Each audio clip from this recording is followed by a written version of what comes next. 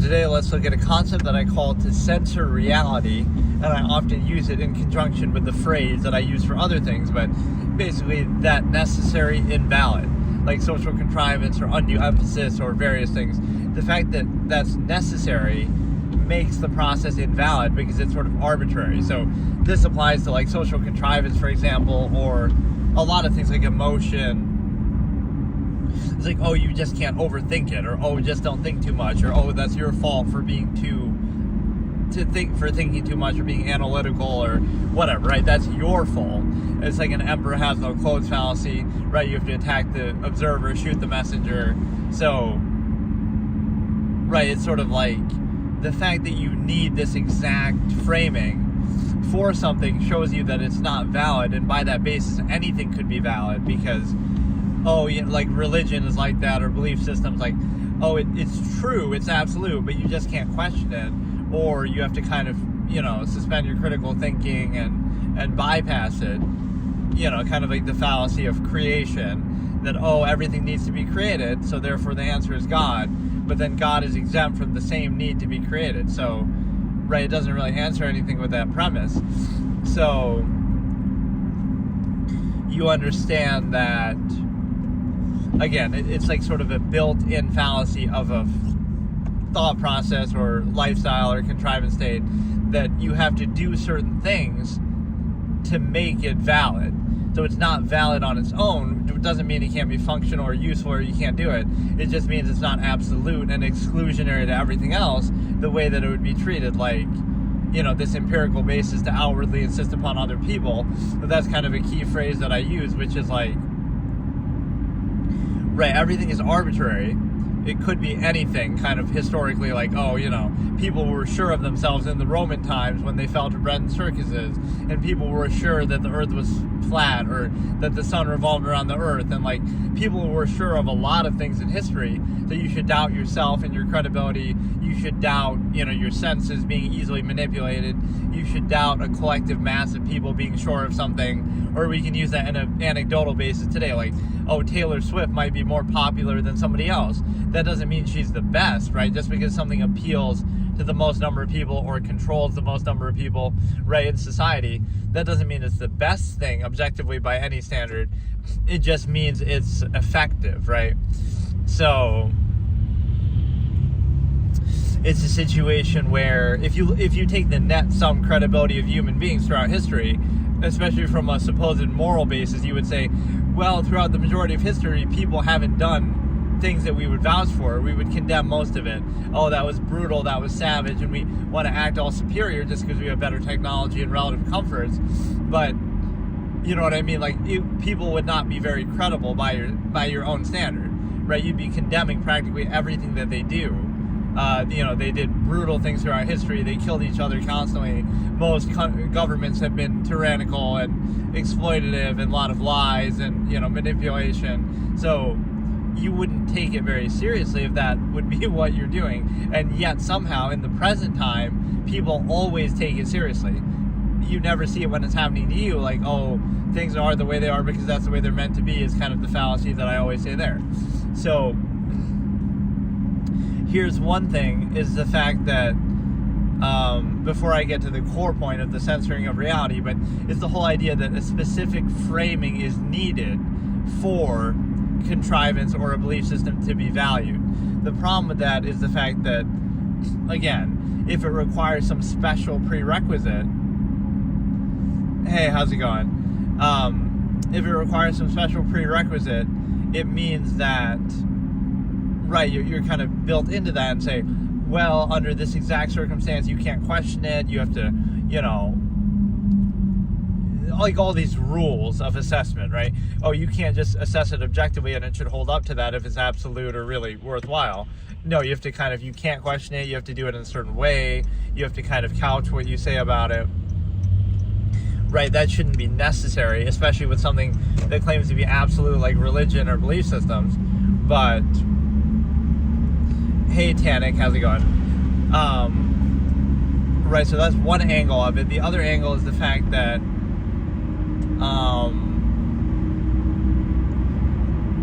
it's kind of a complicated subject. Like, I love this episode 9 has been the most bizarre thing ever because it's so multi-layered that I've had to do like 7 parts of it. It almost seems like a joke, but it's really, no other part really required this much, right, discussion. This one is so multi-layered. And basically the core original point of it is the stigma effect, as I call it, or again, history versus human credibility, which is what I was just talking about. Like how many ways I can explain that human beings are not credible and shouldn't take themselves or their contrivance state seriously, right? You should always doubt it. So like pretend we're in, people like the Rome example, I guess, but pretend we're in Rome right now and we're gonna fall to bread and circuses with a $30 trillion debt in the US or whatever, right? You won't see it or stop it when it's happening now. Like at what point will people be able to do that? They'll be self-aware, like, okay, we see it now, we see it as it's happening, and we stop it as it's happening, right, by sacrificing something or like being ahead of it, right? People often wait.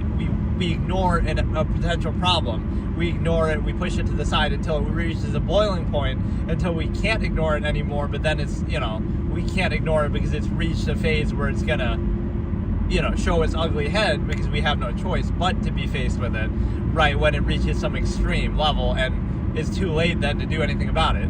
Instead of, we could just sacrifice one small little thing, right, one little convenience years ahead, and that would be all it would take to slow the bleeding. But instead, no, we ignore it, we take it for granted, and then we wait till it blows over, and now it's too late to do anything about it, right? We always wait until kind of the breaking point. I had a certain expression for that, but I can't remember what it is, right? It's like we wait until we can't wait anymore, and then we have no choice, right, but to deal with it then. It's kind of like people can warn you about inflation, Ron Paul, or countless other economists and stuff like that decades ago, but nobody listens. We ridicule them, and then now it's like a buzzword that we use every day. It's kind of triggering because it's like, imagine how Ron Paul feels. He probably bought some gold himself, and he's chilling, he's doing just fine, but it's just stupid because they can say it to your face. This is what's going to happen. Oh, you're crazy. And then it happens. And it's like, now what do we do? Like, you just don't get it. But, hey, how's it going? 6'7". We got to get a 6'7" appearance here. There's this pretty funny clip of Foosley, Leslie, doing that. Like, she's talking to Ray, and they're kind of just hanging out. And then some random girl walks up to her and says 6'7", and she's like, it looks like she's traumatized by it. She's shocked by it. It's just not a meme that has like a whole lot of value to it. Let me psychologically analyze this, since whatever, we just happened to see it in there, but it's like, it doesn't really have any meaning to it, right? Like at least 69 had some more class. 69 is a sexual position and this and that, right? What does 6'7" actually mean? I don't know, right? It's from the song, it's the hand motion that he does, but I actually don't know what it means.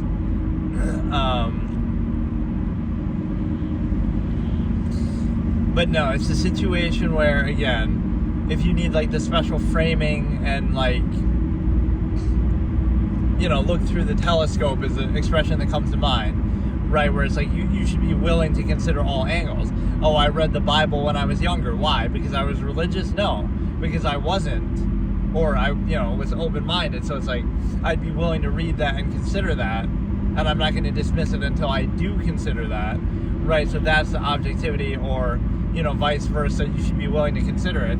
But that's often how people are with their way of thinking, is they're very closed, right? They sort of, there's a line from Annie Hall that's kind of like that, where she says like, I like to consider different perspectives. Like, why are you reading that? Does that mean you're you're reading this communist magazine or something? Does that mean you're a communist? No, it doesn't. It just means I'm, open to different perspectives. I've also read every other magazine. Like, you can be open-minded, you can be sort of, I can't remember exactly how that scene goes, but it's something like that.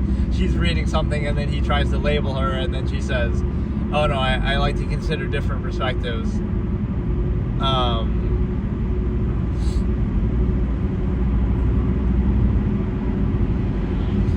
You should be able to be open-minded, but the problem with that and cognitive dissonance that happens is then it's hard for people to specify something like uniformity, that, oh, how can we do this one size fits all in society that everybody does something the same thing? Like, you know,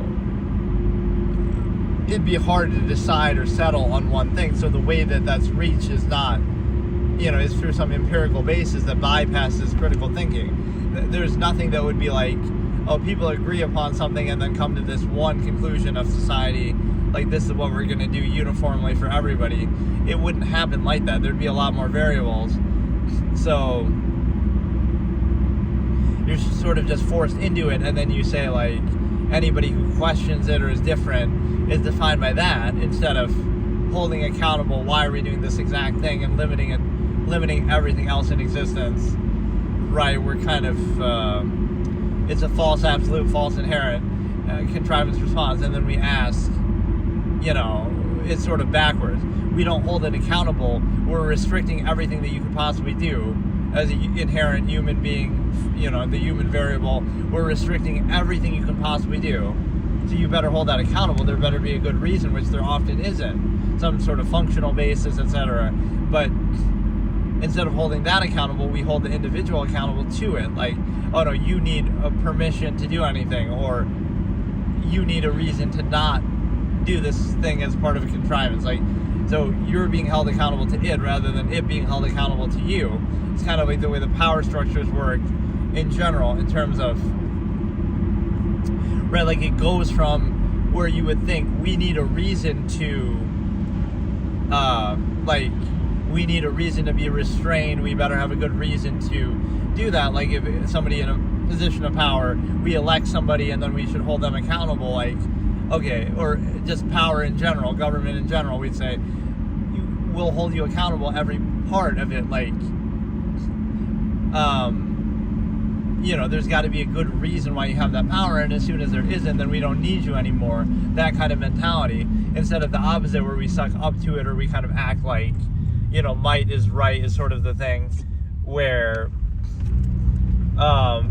you know, we sort of suck up to power, or we look like, you know, we suck up to power, or we decide to, you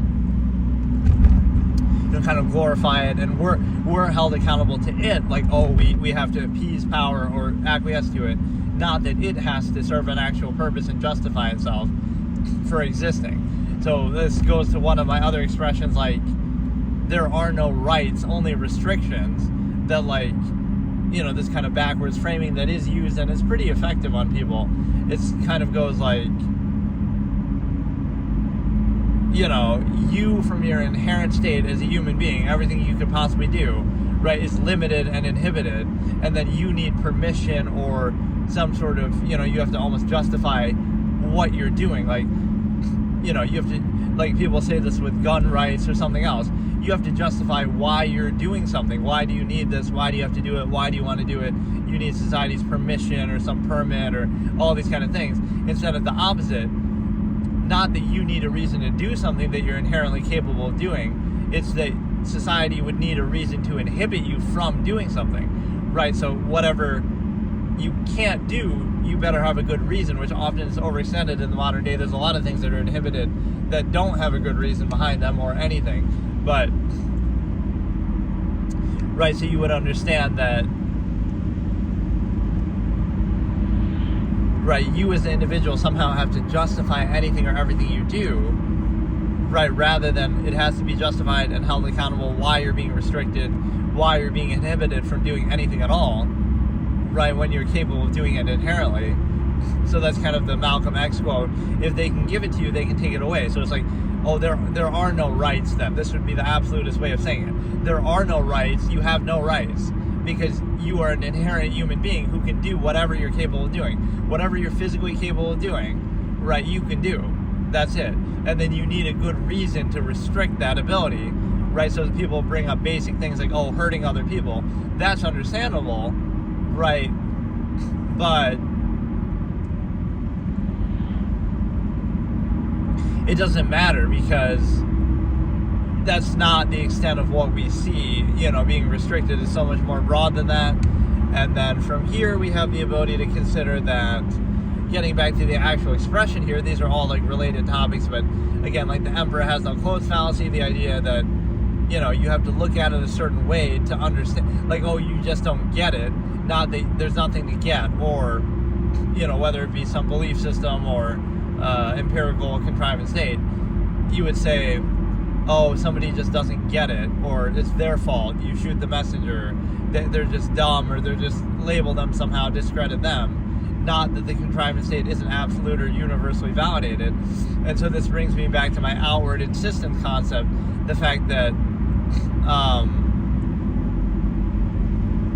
right, everything's arbitrary, it could be anything, kind of the way that people are so sure of themselves throughout history and stuff like that.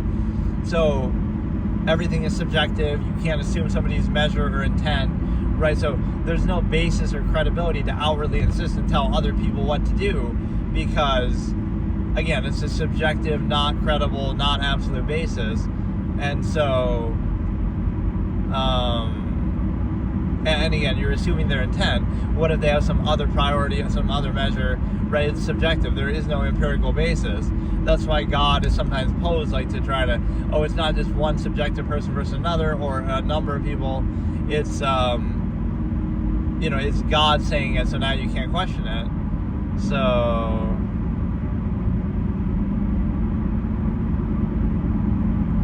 right, you need this false absolute to value or to specify something. And then,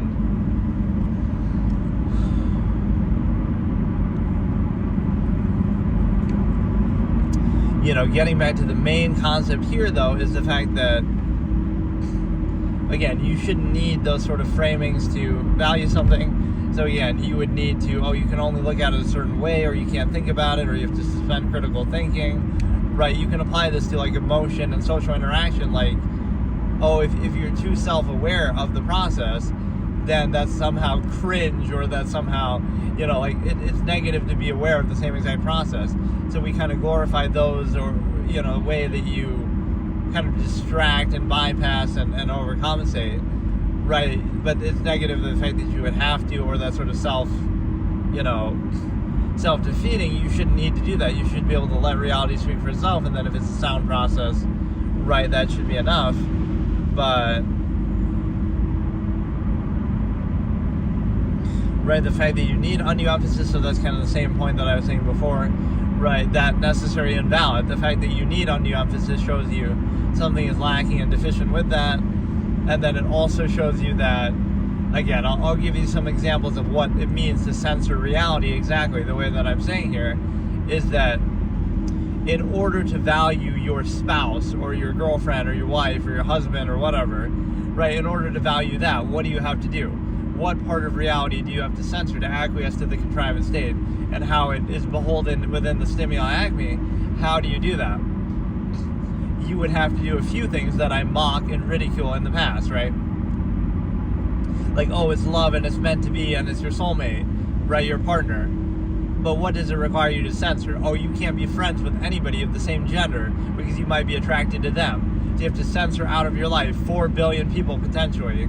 Or if you're bisexual, I guess 8 billion people, everybody, because you can't be friends with anybody then because, oh, you might be attracted to them. So you see how insecure that is. So does that sound like an absolute to you? Or does it sound like, again, it requires so much of a sacrifice and inhibition and all of this, constant contrivance, regurgitation, in order to appear absolute, right, you have to do that. So by that logic, you could make anything appear absolute, but it's,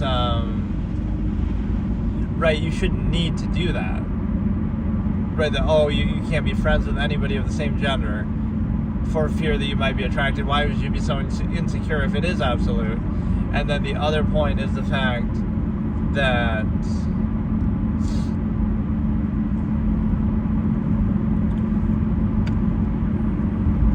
like you're basically on a loop of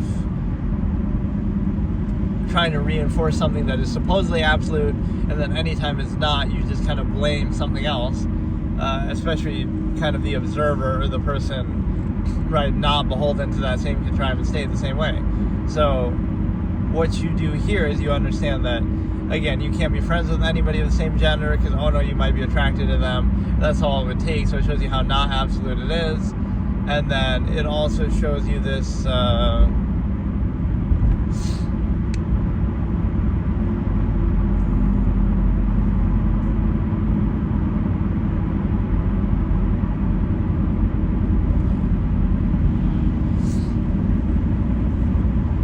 so that's one example of having to censor reality, that you shouldn't need to do that. But again, to pose the false absolute, this is like sort of an unintentional form of censoring reality, but the fact of like the nearness postulate, like, oh, you happen to meet that same soulmate, etc., in your immediate local environment. It's like we condemn certain things like,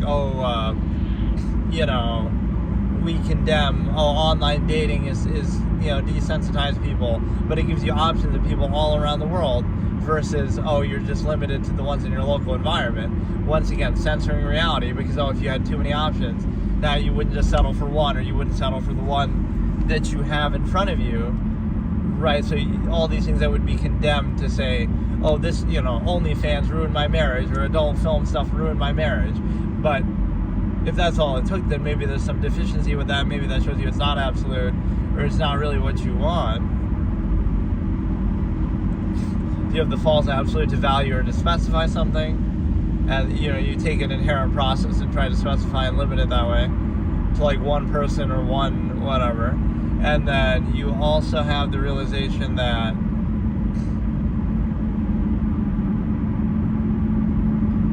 you would censor reality. A lot of this has to do with the stimuli acme, just the fact that you're able to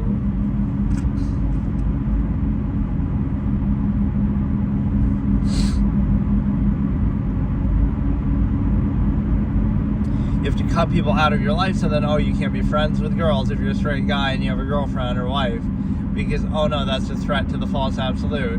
You have to censor out of existence billions of people. You can't be friends with them just because you are so insecure about your relationship. And that's kind of how we treat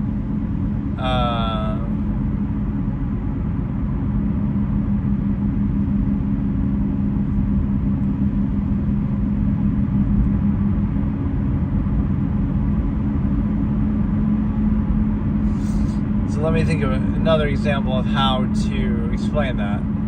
Or like, what is something else you would have to censor? You would have to censor those kind of things, like your own imagination. Like, you could imagine something better than what there actually is in front of you, but no, that would be desensitized, or it just means you have higher standards or more experience or more awareness of the nature of a process. And then it also shows you that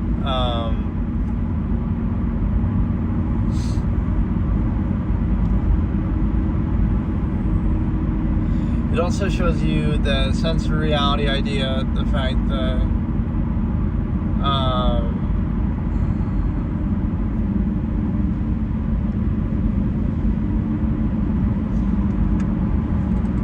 it shows you basically that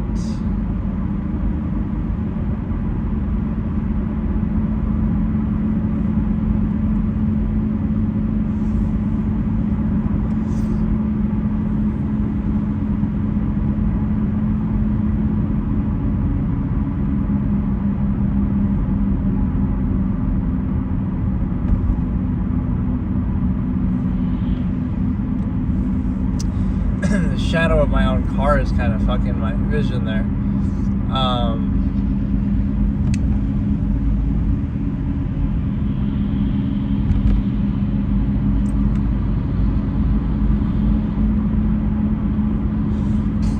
Yeah, what other things would you have to censor out of your reality? I'll just use the sexual area, the stimuli acme, as an example. Again, in order to be in the absolute perfect relationship, you have to censor out of your life. You can't be friends with people you might be attracted to for the same reason, same gender, whatever. You can't freely and openly, engage in it, like orgies and stuff. You can't be free with it. You can't, you're limited to your local environment. You can't use, dating sites might give you infinite options, or talk to people from all around the world. Or you can't,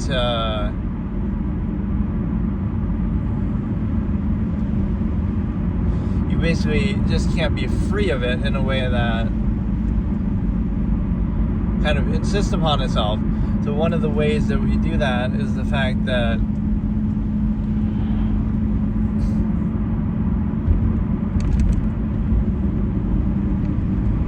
I should somehow check that back and see like what happens, because if it sometimes goes to 0 again, like viewers, even though I'm watching on my own other phone, so that should count as 1 at all times. I don't know why it goes to 0, like if it's actually kind of soft crashing or something, but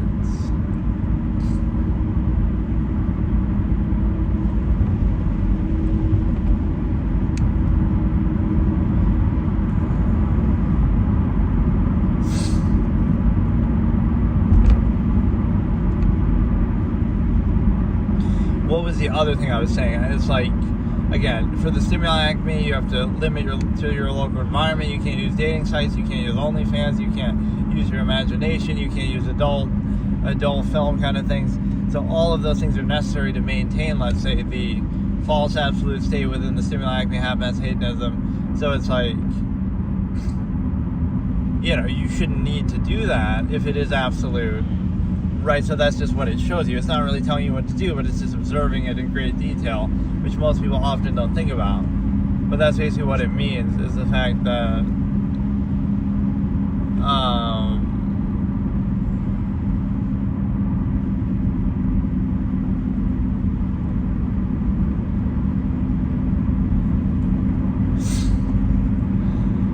right, you have to cut all those things out of your life and censor them out of your mind and stuff. Like all these fantasies or different idyllic things. Again, you shouldn't need to cut all those things out of your life if you actually are in control of it, I guess, basically. So, or if it was absolute. So again, that's where the censoring comes in, that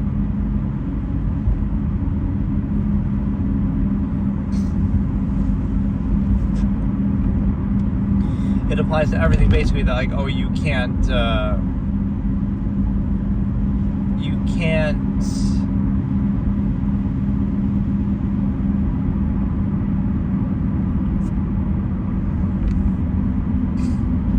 like, something is absolute, but it requires a specific set of circumstances, and again, cutting out of your existence a lot of things that could be valuable. So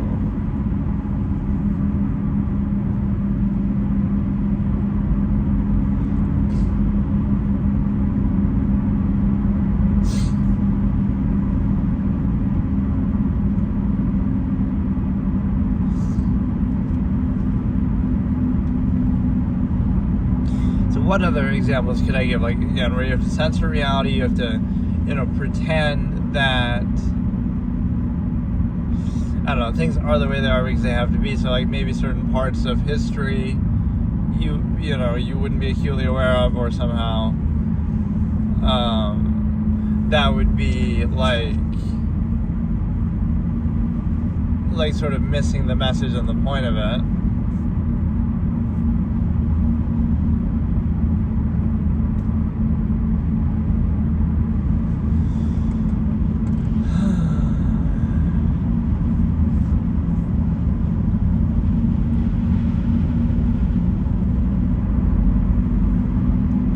Yeah, I could pass this off as some form of content, like, oh, look, I'm showing stuff in real life, so therefore validates it, even if I don't say anything, or even if I wasn't doing these intensive thought experiments. But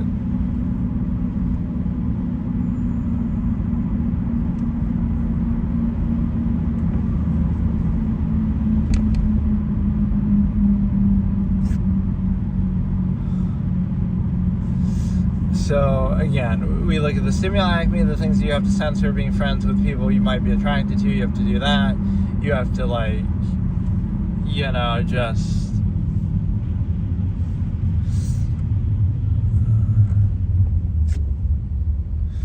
right, like some of these online options and things like that people have, you would say are bad and you shouldn't use them. So I would just say, if that's all it takes to invalidate a process or to reveal the true nature of the process, then maybe it's the process at fault, not the individual, not the observer. Right? Don't shoot the messenger. But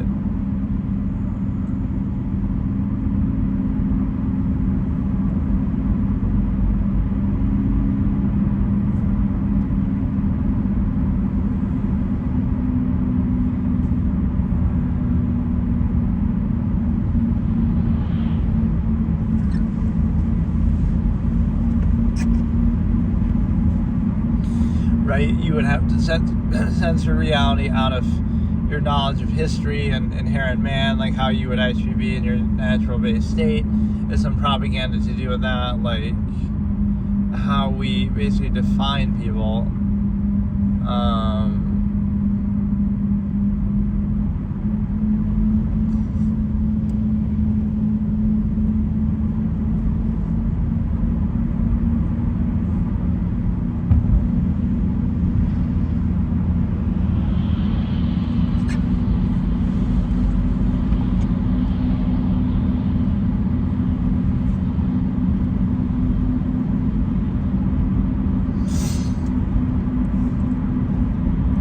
I'm just trying to think of giving you basic examples, but I think the point has been made pretty clear that, like, again, there's a false absolute pose that you're exposed to, whatever, and then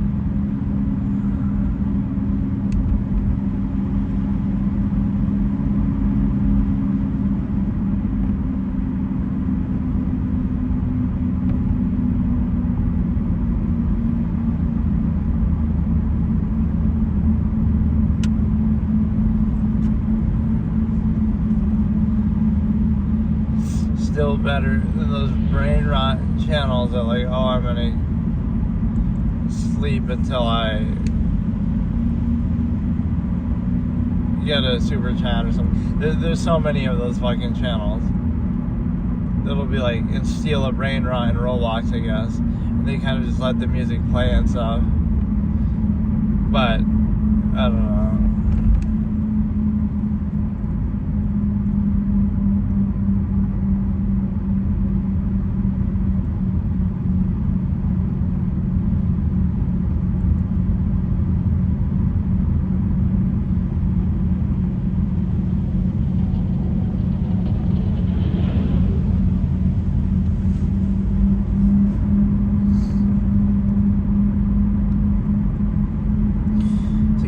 What other false absolutes are posed? Again, religion, belief systems, you can treat it as absolute, but you can't hold it accountable to being absolute. And then that kind of works on people to some extent, like, oh, if someone is out of sight, out of mind, it's the rule by omission that I talk about, like, that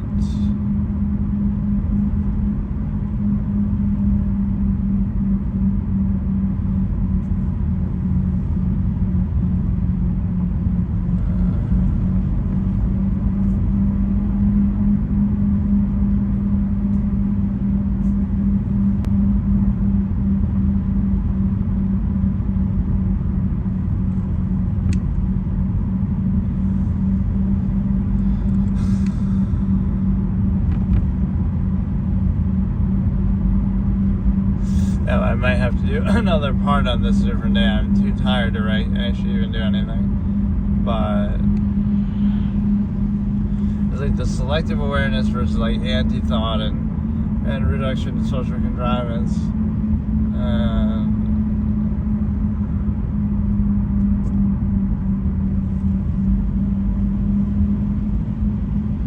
Yeah, if you're in a relationship, you have to censor the reality around sex to value it. Again, no online dating sites where you might question the nearness postulate that, oh, you were defined by geography and controlled by that because they happen to live in the same area as you. And then the second thing is that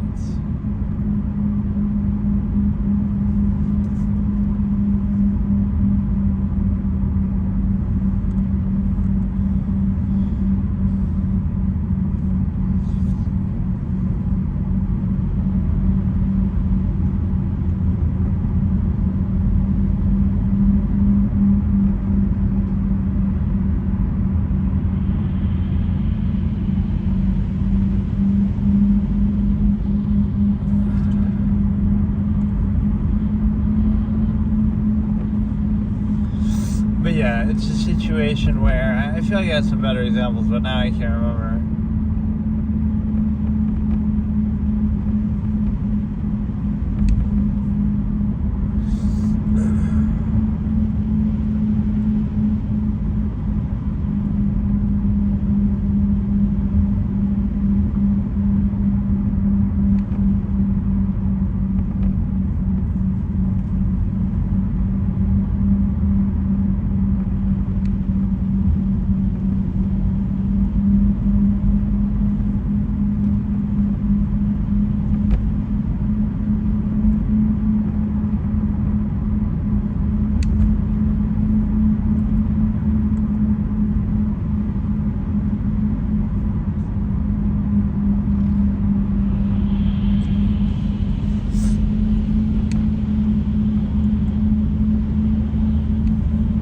Yeah, just to put a wrap on this, I could do maybe a 9.71, 9.7, you know. But no, it should be basically the understanding that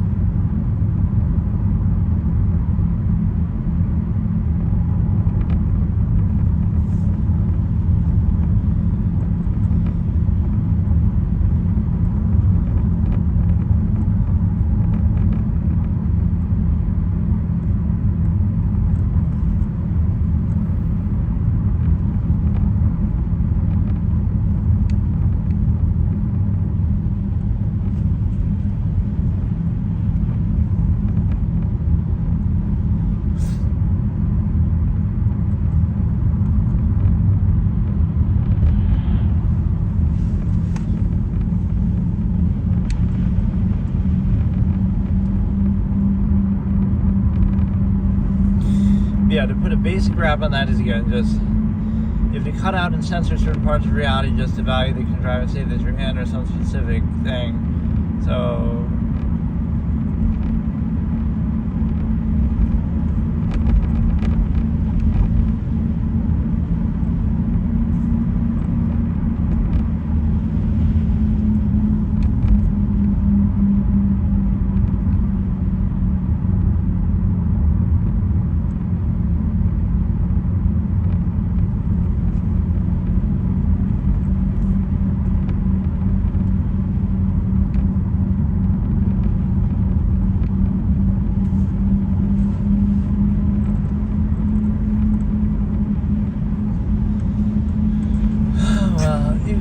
enjoy the sights. I'm too tired to actually do the rest of this episode, so I can continue it later. But basically, yeah, like cutting things out of your life, you shouldn't need to censor them out of it to value what you have.